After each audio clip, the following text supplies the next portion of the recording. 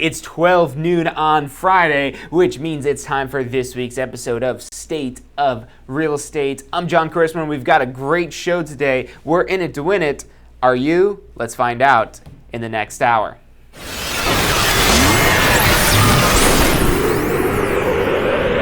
You are watching State of Real Estate.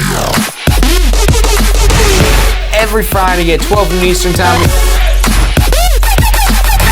Grow your real estate business. You're watching State of Real Estate.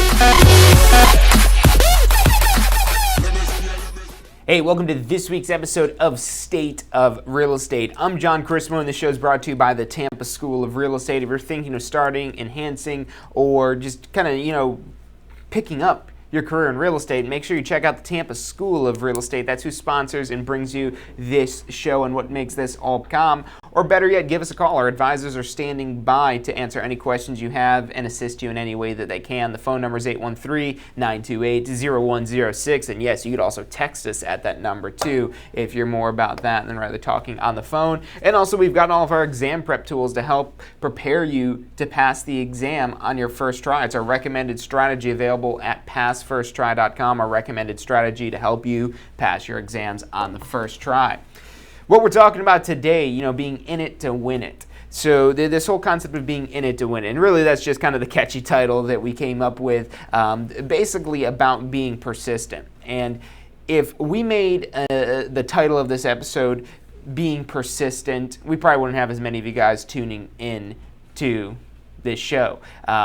Because it seems like a simple thing, and I'm sure you could already agree with me that you need to be persistent. Persistence is good. But now, it's the simplest topics like this that really, when you master these simple items, that it could really take you so far. If you think of any sort of, whether it's a high-level athlete or anybody that is a master of whatever it is that they do, they've mastered the fundamentals. They've mastered the simple things that work. There's a bunch of sayings. There's the one, some sort of karate saying. I think it was, what's the karate guy's name? It's totally blanking on it right now, but he says, I'm not afraid of the person that's practiced 10,000 kicks. I'm afraid of the person that's practiced one kick 10,000 times. And that basically, the whole moral behind that story, the theory behind that, is if you're all over the place, you're not ever really going to get good at any one thing. But if you focus your efforts and you pool all your efforts and all your energy into this one item, whether it's a certain strategy you're using to grow your real estate business or whatever it may be, this applies throughout your entire life. If you put all your efforts in that and practice that again and again and again, that's going to really make you unstoppable when it comes to whatever it is that you're putting your efforts towards. So we're talking about kind of like the mastery of these simple things that really make your life easier. And now, leading up to becoming a master of a kick, of a certain call, of a certain script, of listing appointments, of showing buyers homes, whatever it is that you're trying to master, you're going to have a lot of times going through this where there's going to be failures, especially the first time that you try any of these things, the first time you're going on a listing appointment, the first time you're having a showing, the first time you're doing an open house, the first contract it is that you have, the first time you're knocking on a door, the first time you're making a cold call. All these first times, I don't mean to scare you, but they're probably going to go terribly. So don't expect to be perfect right out the gate. Don't expect to be the master the first time you try something, especially if you haven't practiced that before.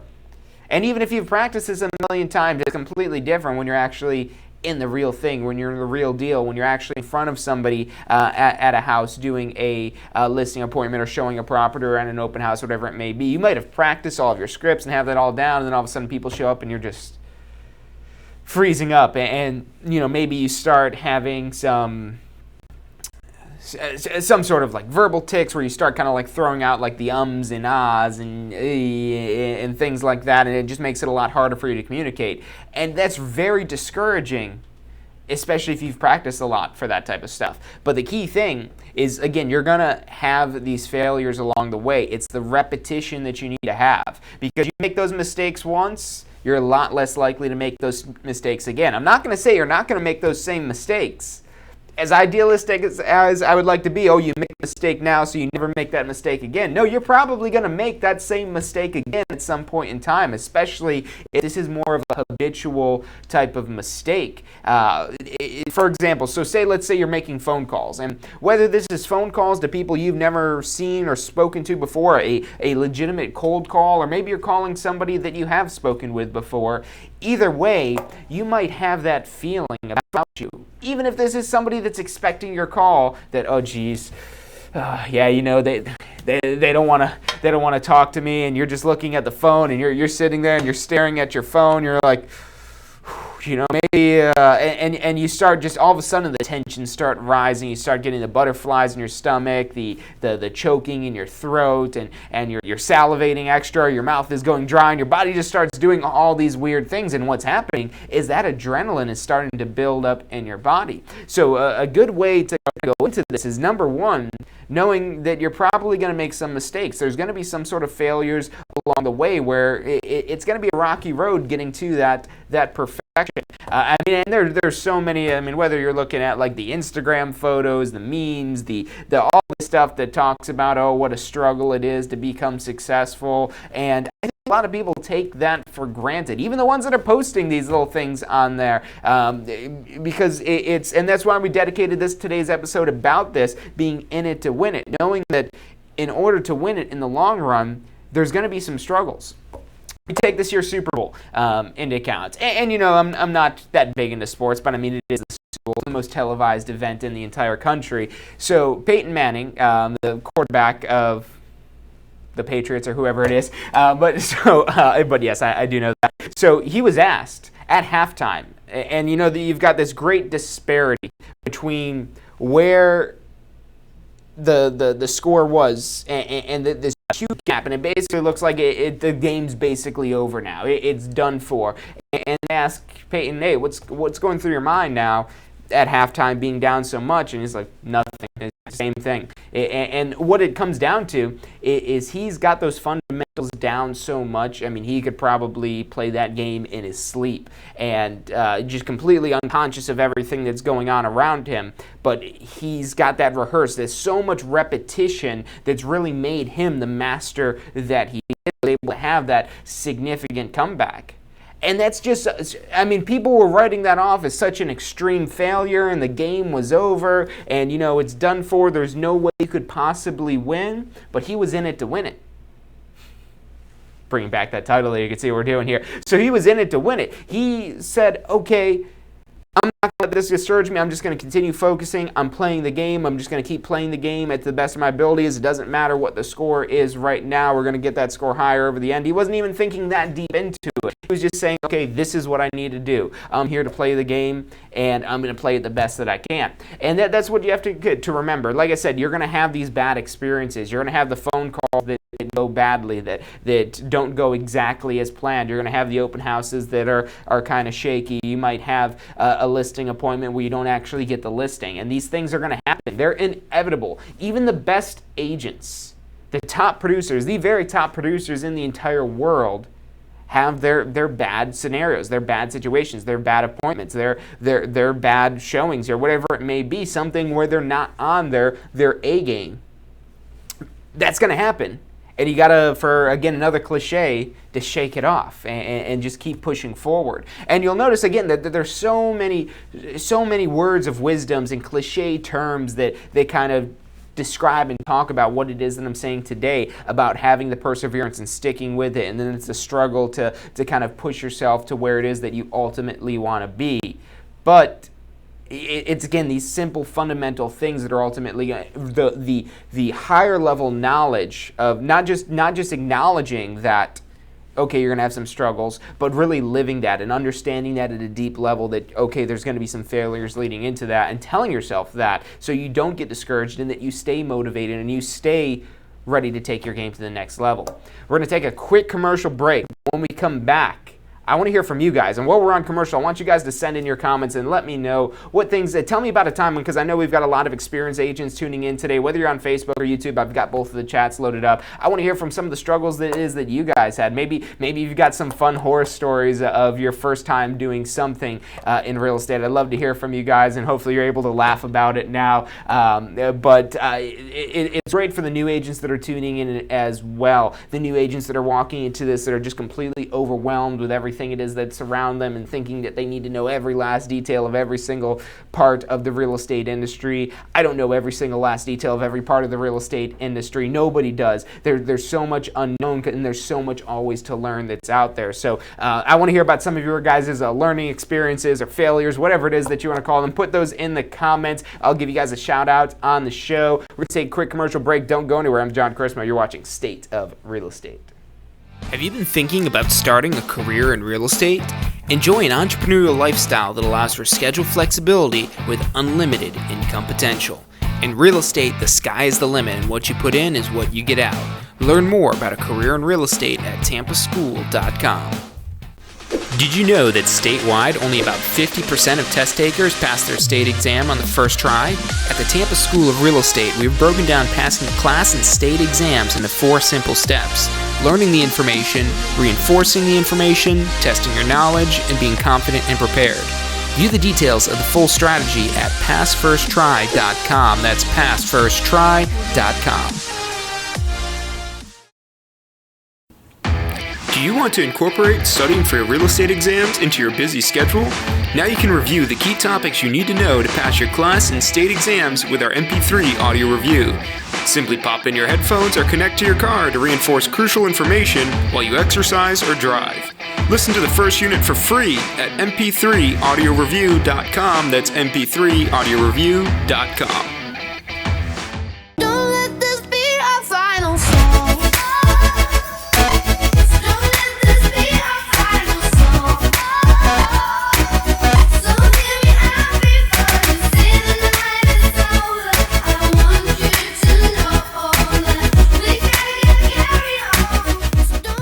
Hey, if you're liking the show today, which I'm sure you are, make sure you hit like, subscribe, share it with your friends and family. Our goal is to help you better understand the real estate industry, and I hope we're accomplishing that. Thanks for tuning in today, and remember to leave your comments in the comment section below. You are watching State of Real Estate. Every Friday at 12 noon Eastern Time. Grow your real estate business. You're watching State of Real Estate. Hey, it is 12 noon on Wednesday, a little after 12 noon, and we're a little bit into the show. I'm John Chrismo. You're watching State of Real Estate. We're currently live on YouTube, live on Facebook, live on our Success Center, tampaschool.com/success. If you're not already subscribed on one of these platforms, go out there and subscribe. The place I recommend to do it, if you're not already on YouTube or Facebook, if you're on one of those two, just subscribe on there. It's tampaschool.com/success. You can drop your email in there. You'll get email notifications every time we do one of these live streams. These are great for helping give you a little kind of burst of motivation to kind of learn some things to take your business to the next level. And the best part is, on that tampaschool.com/success, you'll be able to find all of our previous episodes, a bunch of helpful articles, all kinds of information on there to really help take your real estate career to the next level. This is State of Real Estate. We do it every Friday, 12 noon Eastern Time, again, to help you mastermind and grow your real estate business. It is a live show, so again, put in your comments because I could see them as we speak here, as you send them in. I'd love to give you guys a shout out on the stream. But what we're talking about today is being in it to win it. In it to win it. And really, if we talk about being in it to win it, meaning ultimately our end goal is to win, to accomplish some sort of goal it is that we've set. And one of the things I see with a lot of new agents and anyone that's kind of survived in the real estate industry for a number of years will probably have come to this realization as well, that it's really about the perseverance. It's about sticking to your plan of what it is that you want to achieve. And when you ultimately set some sort of goal of what it is that you're looking to do, if you kind of start on it and you're not getting the immediate results, you're not seeing it doesn't work out exactly like you think it would, not to throw it away, not to just completely give up and just say, oh, this doesn't work. Maybe you send out a mailing, and you send out a mailing 1 month, and then the next month comes along, you send out another, the third month comes along, you send out another, the fourth month you send another mailing, and you're hitting the same farm area, and you haven't gotten a single call from this mailing. That's discouraging. You're 4 months into it, 5 months into it, 6 months into it, and still nothing. You have to stick with it. The perseverance is key. So going back, we did an episode a few months back. This might have even been last year that we did this one on marketing. And this is when I first told you guys about the 7 to 9 times. So the 7 to 9 times is how long it takes to have an impression in somebody's mind when you're marketing to them. So if we think of you're sending something once a month, that means that's going to take 7 to 9 months to make that impression, to get them to remember who it is that you are. And that's not specific to real estate, that's across all marketing. That's why you see these such well-known brands, the Coca-Colas, the Apples, and all these names that you could immediately think of and you immediately have recognition of. It's because you see them so much. There's so much repetition of that. And the 7 to 9 times, that's just to make the initial impression, to make that initial kind of thinking of you when they maybe think of real estate, but it might just be remembering your face. Maybe they don't even remember your name or anything like that. And what happens, you don't want to hit them 7 times and then just give up, because they'll just end up forgetting about you again. You have to constantly reinforce that recognition it is that you have. Got a question coming in here from Carrie Ann Ellinston. Thanks for tuning in and thanks for submitting your question. So Carrie Ann is asking, how wide of an area do you think we should market?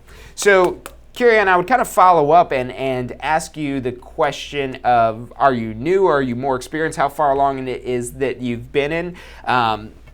So let's talk about it, and I'll answer both the questions there. Let's say, Carrie Ann, you're brand new to real estate, you're just getting started, and you're looking as to how big of an area it is that you should market to. Well, if you're just getting started and if you haven't had any sales yet, if you're still trying to get that first sale under your belt, I would probably divert more to not so marketing, but prospecting. So prospecting is what you're doing when you're directly interacting with somebody, when you're talking to somebody face to face or over the phone, out there shaking hands, whether it's you're making cold calls, you're door knocking, you're holding open houses, you're at community events or something like that. That's going to be the best place to get your initial first couple of deals, or really at any time when you need business now, prospecting is the way to go. Now, marketing, on the other hand, this is something that's going to be more expensive. It's more expensive to market. The prospecting type of thing, that this involves your time, and yes, that can be valuable, but when you need sales now, that's the quickest, easiest way to typically get business right now is through prospecting, and that you could do wherever it is that you seem fit to try to find some clients. That's where you're most likely to strike gold right then and there.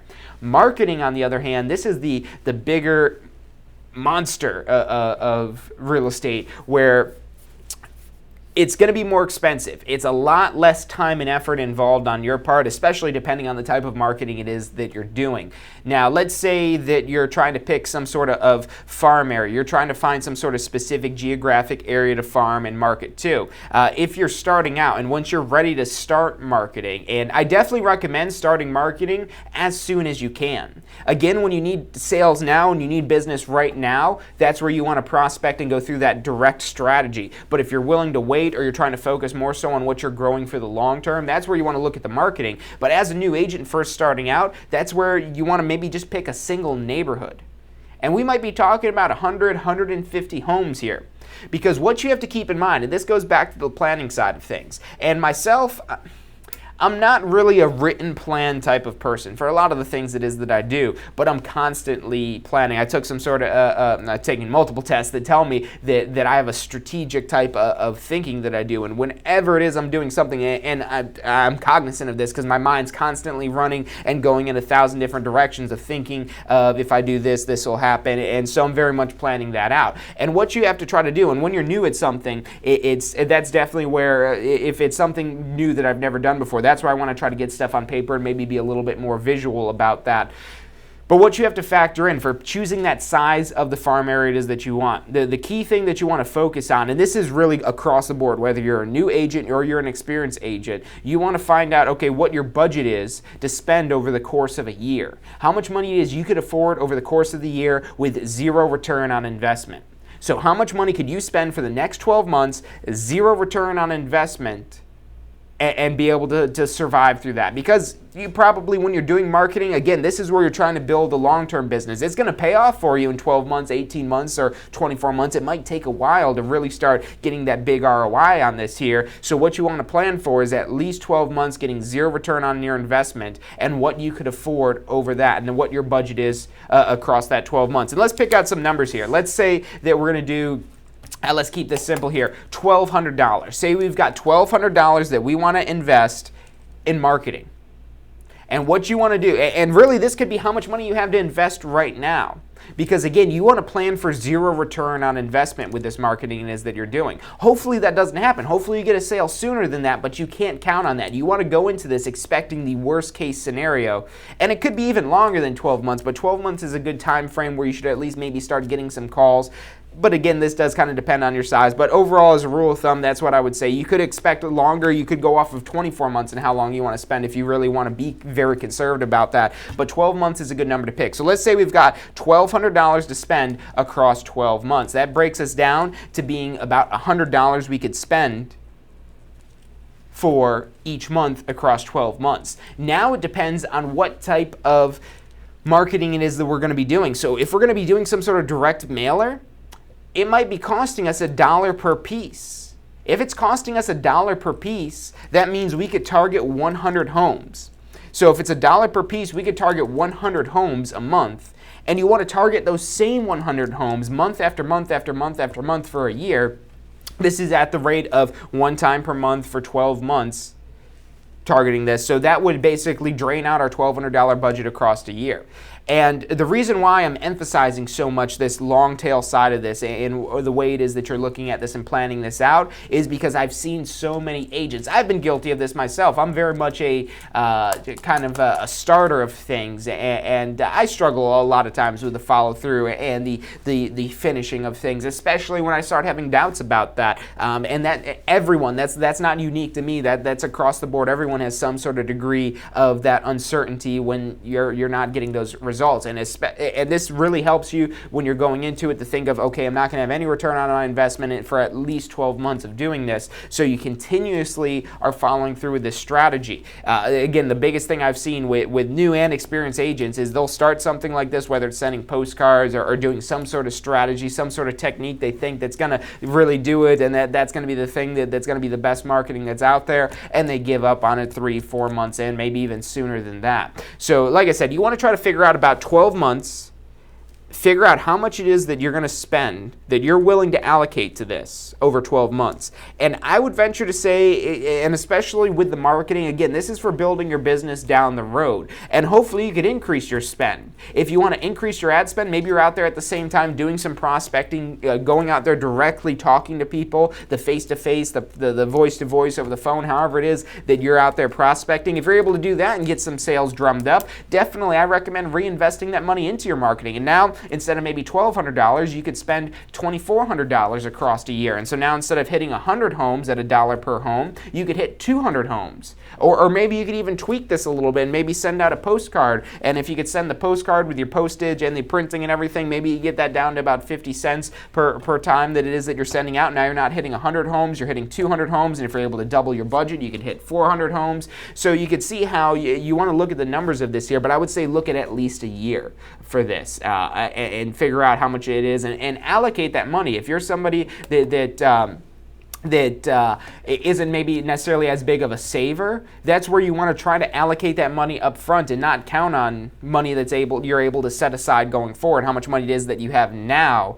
And I would always say go for a smaller farm area. You might be looking at then say 100 homes. How am I going to get anything across 100 homes? Part of this also comes back to picking out the farm area, picking out the area it is that you're looking to market to. So you want to find that specific area that has a good amount of sales, that has a decent amount of transactions going through. The way you could do that is, let's say you've picked out these 100 homes it is that you want to market to, go in the MLS and see how many recent sales are in that area.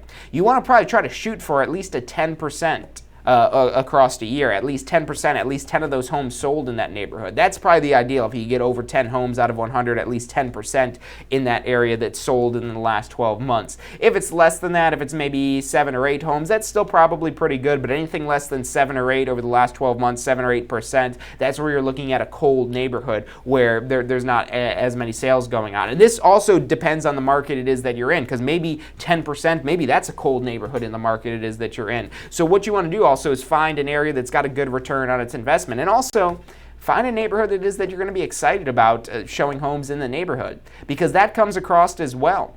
It's really a kind of drop down in your motivation when the ultimate prize of this marketing effort. So let's say we're marketing in this neighborhood, and this neighborhood is of $100,000 homes. So let's say it's just $100,000 homes we're targeting in this neighborhood here. Are you excited about the $3,000 minus your broker split commission that's going to be in there? And if I know that kind of sounds cynical to really be talking about, I should be about helping and serving the clients, and that's great too, but you need money to stay in business. If you can't generate income from this, you can't reinvest in your marketing so you'd help even more people. So the money is absolutely important, even if that's not the number one priority to you in your real estate business. So find a neighborhood not only that's a hot neighborhood that's got at least 10% sales out of the total homes in the last 12 months, but also one that you could get excited about. When you get a call from somebody in that neighborhood, you can't wait just to go drive through that neighborhood because you love that neighborhood so much. So really get something that you could be excited about there. One other question from Carrie Ann. So yeah, Carrie Ann's in the class now. Prospecting, it's great. And that's the big thing. You got to really make that separation between prospecting and marketing, because prospecting, it's much more time intensive. And what you're going to find is the most agents that aren't brand new will typically won't do as much prospecting as a new kind of hungry agent will, just because they now have the money to invest in marketing. The marketing is much more expensive, but that's maybe more of a lifestyle type of thing where you don't have to spend as much time out there chasing business. That's where you're trying to put money out there to draw business into you. But again, that requires an investment, and a lot of times you'll underestimate what it takes with that. That's why I want to say you want to plan for at least 12 months going out there. But again, when you need business right now, you're trying to get that first deal under your belt, so that way you can spend even more in marketing. That's where you want to prospect, use that direct form of marketing, basically.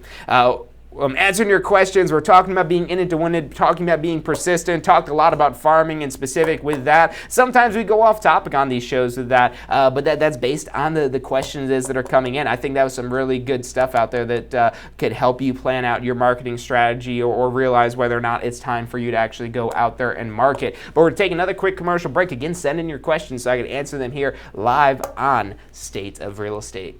Have you been thinking about starting a career in real estate? Enjoy an entrepreneurial lifestyle that allows for schedule flexibility with unlimited income potential. In real estate, the sky is the limit, and what you put in is what you get out. Learn more about a career in real estate at tampaschool.com. Did you know that statewide only about 50% of test takers pass their state exam on the first try? At the Tampa School of Real Estate, we've broken down passing the class and state exams into 4 simple steps: learning the information, reinforcing the information, testing your knowledge, and being confident and prepared. View the details of the full strategy at passfirsttry.com. That's passfirsttry.com. Do you want to incorporate studying for your real estate exams into your busy schedule? Now you can review the key topics you need to know to pass your class and state exams with our MP3 audio review. Simply pop in your headphones or connect to your car to reinforce crucial information while you exercise or drive. Listen to the first unit for free at mp3audioreview.com. That's mp3audioreview.com.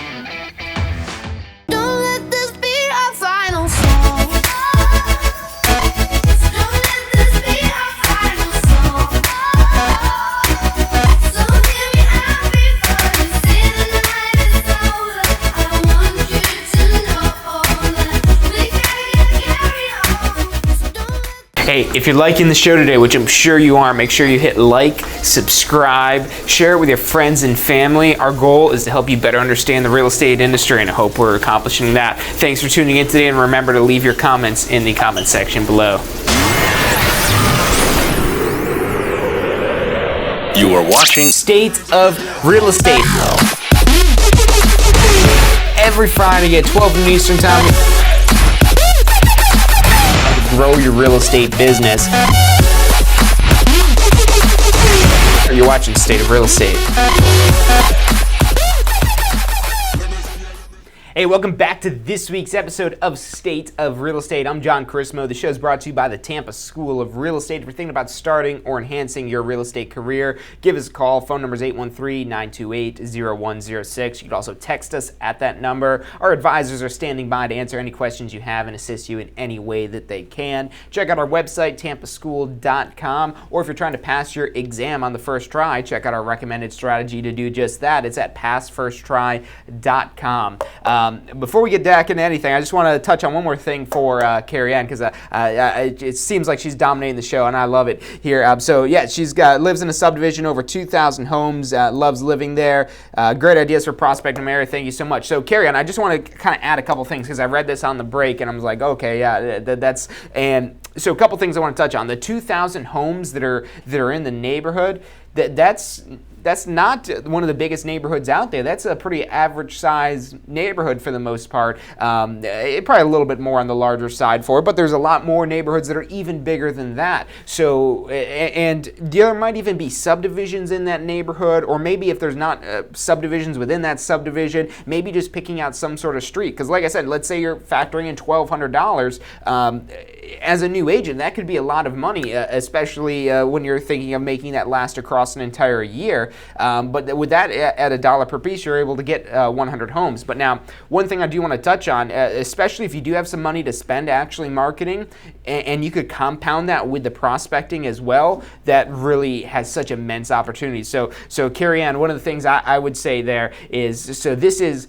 your turf, this is your territory. There shouldn't be any other agents out there. There shouldn't be any other for sale signs in your neighborhood, because you live there. If there's anybody that your neighbors are going to trust, it should be you. And you've already got a significant advantage at that right there. So in addition to maybe doing some marketing in that neighborhood, and maybe you're not ready to spend money on the marketing yet, I would always recommend trying to push that off a little bit so you can really kind of get a better idea of how you could speak directly to these people. But some of the things you can do for prospecting without even being too kind of like salesy, I'm sure, especially with a larger neighborhood like this, that there's some sort of community events, maybe there's a homeowners association, maybe that there is block parties or something like that. And if there isn't a block party, guess who should be organizing a block party? And then while you're at that, you can kind of pass around business cards to people it is that you haven't met, people that you do meet, kind of talking about them, talking to the neighborhood busybodies who know all the people that are thinking about buying or selling houses in the area. So that's an extreme way, because you already live there, and especially when you love the neighborhood it is that you live there. I mean, you'll probably have a little bit harder time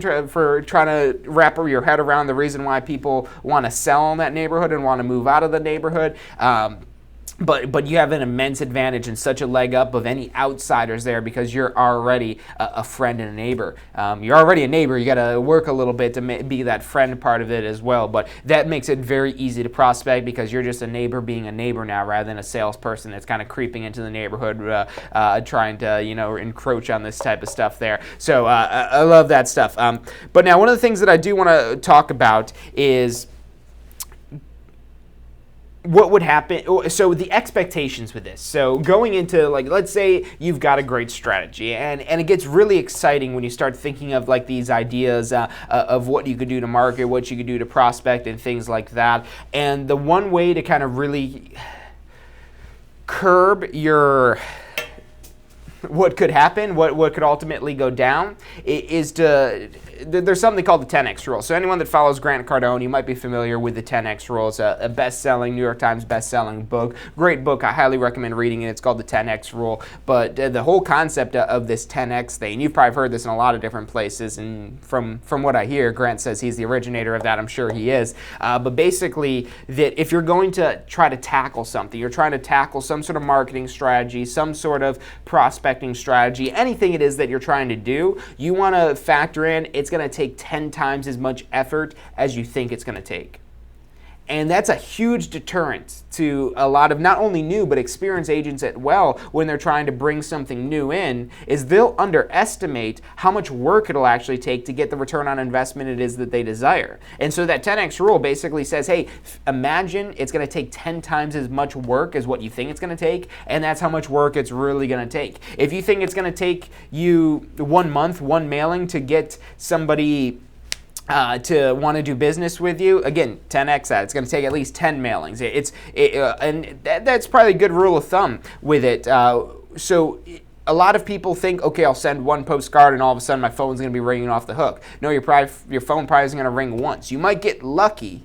And again, strike gold, hit a diamond, whatever it is, strike oil, whatever analogy it is you want to use for sending out that one letter, that one postcard, or whatever it is, and all of a sudden having business off of that. But the reality of it is that's not going to happen. You want to, again, try to overestimate how much it's going to take. So you, again, use that 10x rule, 10 times that amount. So that would put us at 10 mailings. If we're doing that once a month, that's 10 months this would take to get some sort of return on investment, to basically get something working back towards us with that. So and that falls back into the rule with the 7 to 9 times. You think you tell somebody your name once that they're going to remember it, and maybe with something like a name, again, prospecting, going directly with somebody when you're speaking directly to somebody, that carries a lot more weight than some sort of marketing piece. If you're sending a postcard, it's going to take 7 to 9 of those postcards, or 7 to 9 letters, or if you're going around, maybe you don't want to spend money on the actual postage. And that could be a good way to save money, especially when you're first starting out. You don't necessarily have to go out and spend the money on the postage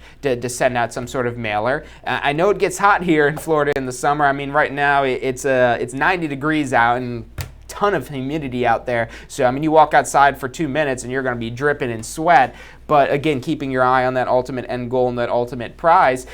So you could probably a lot cheaper print out like some sort of single page. I mean, maybe if you're even doing this at Kinko's and you're overpaying for your copies, you're probably paying maybe 10 cents or 5 cents, whatever it is they charge for that there. For these flyers, but you could very easily get that printed up, get yourself a roll of Scotch tape. I mean, you've got $10 invested into this now, and you might now have 1,000 flyers it is that you go tape onto door handles, or I think there's some sort of law about being able to tape that onto a mailbox or something like that. I don't know, check your laws to make sure you're not doing anything illegal with that there if you're worried about that type of stuff. But that's a lot easier. Yes, it does. And that relates now more back to the prospecting type of thing. And what you could be very easily doing, maybe you start off just kind of, sticking these flyers on the doorknobs or on the door or whatever it may be. But then maybe you start, once you're comfortable with just doing that, maybe you start knocking on these doors. Nobody answers, you stick your little piece of paper that's on there. But if they do answer, now you have the chance to have a face-to-face with somebody to kind of talk to them. Hey, I'm the realtor from my firm that's covering this area. I just wanted to stop by and introduce myself. I wanted to make a trip through here because there's definitely been, have you seen the house that just sold down the street? Or maybe you talk about that, or maybe it's not about the house that's sold down the street. Maybe you're talking about the change in the market values that have gone on in the area. And it doesn't have to be a change that occurred in the last month. It could be a change that occurred in the last 2 or 3 years in that type of area. And maybe that homeowner is completely unaware of that. So you're out there to spread the good word of real estate, knocking on the doors and stuff like that. And you'll see that there's a lot of organizations that do this. There's the notorious ones for this that are the ones that are really good about it, that really follow through on this. And the reason why they follow through is because it works, is the lawn maintenance, the ones that mow the lawns and that spray the chemicals and those types of things, like the True Greens and all these other companies that are out there. You'll see them all the time going through neighborhoods, and when you're not there answering the door, they're leaving one of those little door hangers on your door with a nice little handwritten message on there telling you to call them and so on and so forth. And yeah, it might cost you a little bit for one of those door hangers there, but it's definitely probably going to be cheaper than actually sending out the postage. When you're sending stuff through the mail, that's more on the marketing side. It gets a little bit more expensive, but it's less time intensive. So to send that through the mail, you'll have to spend more money, but you won't have to spend as much time. So it depends on what it is that you have to work with right now. If you've got so many appointments that you're too busy to go out there knocking on doors and passing out flyers, that's where you go now, throw the money. If you're that busy, you should have some money to invest in your marketing, sending out the stuff through the mail. And now you have to kind of, pick a little bit bigger area because that's less effective than the actual face-to-face knocking on doors, talking to people in person. But the key thing, though, the whole moral of this story that we're talking about today is you have to not get discouraged when something doesn't work. You have to stick with it. When you pick to do the strategy of maybe knocking on doors or sending out flyers or sending stuff through the mail, sending postcards, or maybe you're doing cold calling, whatever strategy it is that you're using, follow through on it.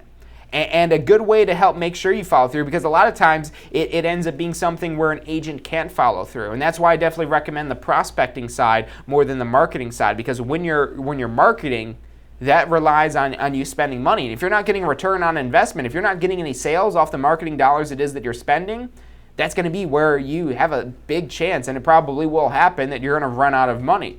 So the marketing could be, a lot of times that's where agents bite off more than they can chew. And especially, and not to knock Zillow or any of these companies that are out there, but I've talked to some of their salespersons that are out there, and I don't want to say anything defamatory or anything about them, but I mean, really any salesperson in general, they might say you could do one thing, and that might absolutely be possible. But now, what's the reality? What is it really going to happen? Are you going to be that all-star on that platform, or are you just going to be an average type of person? So a lot of people get excited. Well, if this could get me this many leads, let's double that so I get twice as many leads there. But if you're still maybe new at working leads or anything like that, that could be definitely a bad investment on your part there. And that's where the prospecting definitely goes a lot farther, because now you're just spending your time. And you can never, eventually, yes, you will run out of time, but it's going to take you a long time to actually run out of time. You could run out of money a lot quicker than you run out of time, unless you've got a lot of money. So that kind of turns the tables a little bit. But once you get to that point, then you could start saying, okay, I'm going to focus more money now on marketing because I don't have as much time to do the face-to-face type of prospecting stuff. So the key thing, a moral story of this, again, is making sure you're staying persistent. Don't get discouraged when something isn't working. And again, when you're looking at the marketing side of things, don't bite off more than you could chew. Again, you want to use that 10x rule and expect it's going to take 10 times as much as you think it's going to take to actually get something accomplished. So you're watching State of Real Estate. We're going to take a quick commercial break. When we come back, we're going to be talking about more being in it to win it. I'm John Crismo. Stay with us. Have you been thinking about starting a career in real estate? Enjoy an entrepreneurial lifestyle that allows for schedule flexibility with unlimited income potential. In real estate, the sky is the limit, and what you put in is what you get out. Learn more about a career in real estate at tampaschool.com. Did you know that statewide, only about 50% of test takers pass their state exam on the first try? At the Tampa School of Real Estate, we've broken down passing the class and state exams into 4 simple steps: learning the information, reinforcing the information, testing your knowledge, and being confident and prepared. View the details of the full strategy at passfirsttry.com. That's passfirsttry.com. Do you want to incorporate studying for your real estate exams into your busy schedule? Now you can review the key topics you need to know to pass your class and state exams with our MP3 audio review. Simply pop in your headphones or connect to your car to reinforce crucial information while you exercise or drive. Listen to the first unit for free at mp3audioreview.com. That's mp3audioreview.com.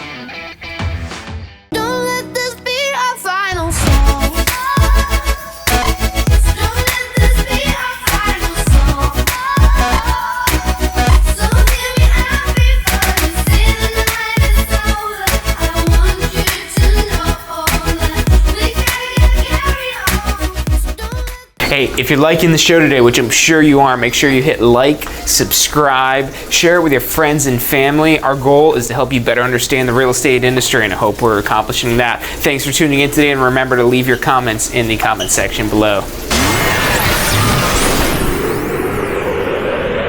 You are watching State of Real Estate. Every Friday at 12 noon Eastern Time. Grow your real estate business. You're watching State of Real Estate.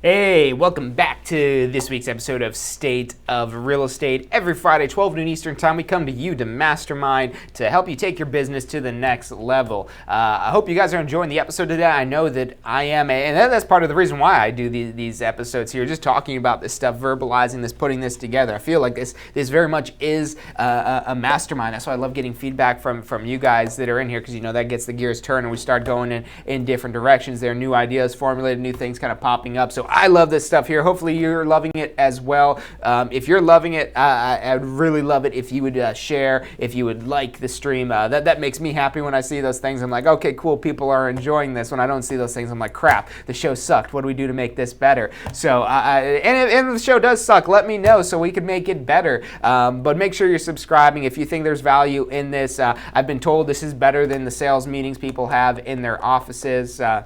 I think it is. I've been to a lot of office sales meetings before. There's no free food on the show. They haven't figured out how we could get you guys food through the screens here. But lots of good information, and that's worth a lot more than the free food. The tips that I'm giving you here will make you much more money than what you could actually get in some sort of free lunch or something like that. But now, again, the whole kind of being in it to win it concept of this here, it's all about being persistent. You want to ultimately win it in the end. You're going to have some upsets and some failures along the way, but ultimately if you stick to it, you will win it in the long run. And this is such a universal concept that applies in so many different things. That's why we've talked about so various topics on today's show in here. It was just because this applies in so many ways. But one of the ways that we did not touch on that I feel like I'd be leaving you guys out on if we didn't talk about this, but now this is also being persistent with clients. We talked a lot about being persistent with marketing efforts, with prospecting, with trying to achieve some sort of goal, sell so many houses or whatever that may be, but we haven't talked about being persistent with the people you meet, with the people you're working with, because this applies with that as well. They may seem like a difficult person, but let me tell you this, the more difficult it is that they are, and the more difficulties you overcome for that person, the higher it is they're going to think of you. And the higher it is that they think of you, the more likely it is that they're going to spread your name to their friends and family, and that they'll give you referral business. And that's the best type of marketing it is when you have referral business, because nobody trusts anything like a friend or family member telling them that, oh yeah, this is the person you need to deal with, this is the person it is that you talk to. Many agents run their business completely off of referral business, spend $0 in marketing, and just go off of referrals because they just provide a superior service to their clients. But now if you think about providing that superior service, if you give up on somebody before they've done business with you, you didn't give them a superior service. So you want to look at every person it is that you talk to as somebody that you could change their lives, that you could change their life and you could ultimately make it better. Because really when you think about how many times somebody moves in their lifetime, and even if they're moving every 5 to 7 years, that's the National Association of Realtors statistics for how often somebody moves. I mean, even then, we're talking maybe about, at the most, the high end of this, I would say, would maybe be 20 houses that somebody would own across a lifetime. But more likely, or more realistically, we're probably talking about maybe 10 houses, or maybe even 5 houses, or maybe this is a house that they grew up in, that they inherited, that they're now going to sell. That's a major life event for them, and you have the opportunity to be a part of that. But not only the opportunity to be a part of it, but you have the opportunity to really make that a smooth, beneficial experience to all parties involved. And when you're able to facilitate that and be a good communicator and make sure everything goes smoothly, or even if there are some hiccups and bumps down the road, you handle it like a professional, they're going to think very highly of you and be able to speak very highly to your friends and family when they talk about the job it is that you did for them. So again, going back to, if you've give up on doing business with them, if you say, oh, this client isn't going to work out, I'm not going to keep pounding them, I'm not going to keep chasing them down, and I'm sure the experienced agents that are tuning in, that are watching this right now, that they'll absolutely agree with me. And this is something that, again, experience is really like the best teacher with this here. And that's why I reference to the experienced agents, because you'll see that sometimes when you're sticking with a client, even if they may be a little bit difficult, even if you thought they would never do business with you, and when they finally do, that ultimately becomes worth it, and they become your biggest fan, that the president of your fan club that's out there saying, yeah, John Chrismo, he's the best realtor out there, he knows everything, he's the best, the truest professional, and you got to use him. And you want people singing those praises about you. And in order to do that, you have to provide them a great experience. But in order to provide them a great experience, you have to pursue the opportunity to provide them a great experience. You have to be sold on yourself for this year. And before you could sell anybody else, you got to be sold on yourself, that you know that you're going to go above and beyond for them, because when you believe that in your heart, it's going to be that much easier to convince them that you know that you'll go above and beyond for them, that there's going to be nobody that could do a better job, that's going to give more time and effort and dedication or better marketing or whatever it is that your value proposition is to them. No one's going to be able to do it better than you. So get sold on yourself so you could... There's these negative words for it: hounding, chasing down. Really, all you're doing is you're just selling them on yourself. And the only time you're going to feel bad about selling them on yourself, especially when it's you that is the service, and that's the world we live in with real estate. The only time you feel bad about chasing somebody down is when you have that doubt about whether or not you can actually provide the best service it is that you can. So when you're having these qualms, these thoughts about, I don't want to talk to them because they probably don't want to talk to me, but it's a completely different perspective when you're like, yeah, I know I'm the best there is. I know there's no one that's going to provide a better service to you. And when you're relaying that information to them, it only makes sense that they're choosing you. And when that comes off in a genuine, kind of profound way, that you really are confident that you're the best and you're the most knowledgeable and you're the one that's really going to help make their life easy during this home sale or home purchase process, that's going to convey very well. It's going to be easier for you to get appointments. It's going to be easier for you to get listing appointments. It's going to be easier for you to get buyer brokerage and listing agreements signed. It's going to be easy for you to get purchase and sale contracts signed. So again, you got to be sold on yourself with that first. But again, there's a lot of doubts on this. Whether you're a new agent or an experienced agent, there's a lot of opportunity for you to doubt what it is that you could actually do in the real estate space. Again, with changing technologies, with new information, with new laws, new rules, there's a lot to keep up on with everything that goes on in the real estate space. But the first thing you have to kind of worry about is everything that immediately is surrounding you and about you. There might be some changes that are going on in some part of the real estate industry, but having no effect on you, so you shouldn't worry about those. You got to stay focused on making yourself better every single day. You're going to have some bad days, you're going to have some upsets, you're going to have bad phone calls, you're going to have bad appointments. There's going to be things that go bad.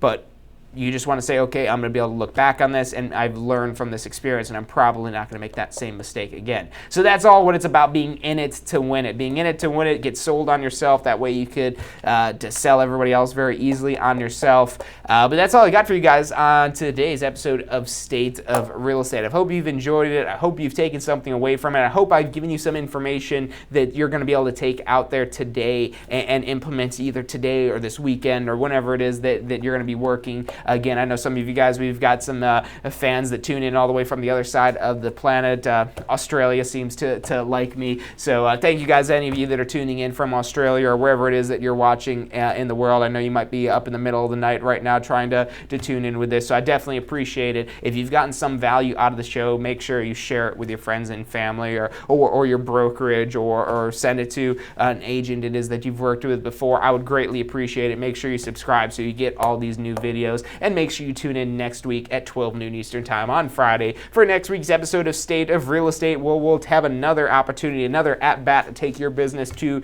the next level through our weekly masterminds here. Again, thanks for tuning in, and hope to see you next week. Have you been thinking about starting a career in real estate?